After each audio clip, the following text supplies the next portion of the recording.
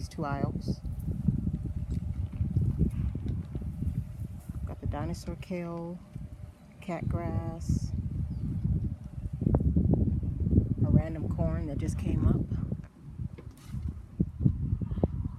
Another tomato back there. We have bell peppers, and we got a bunch of chard right over here, along with some green onions.